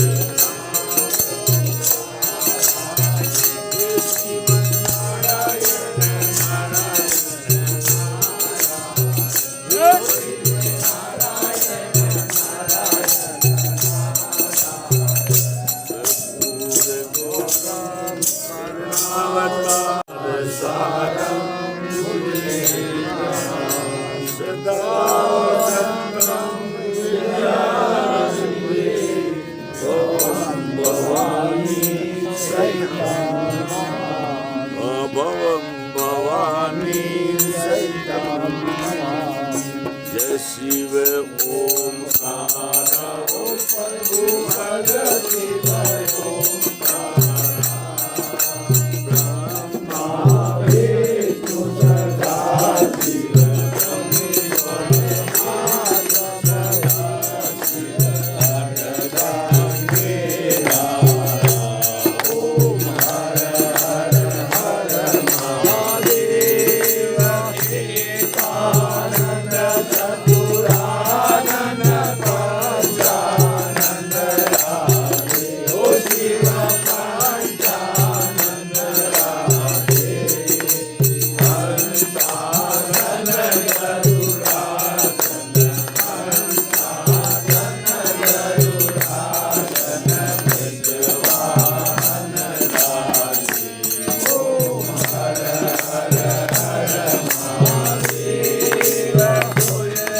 Jai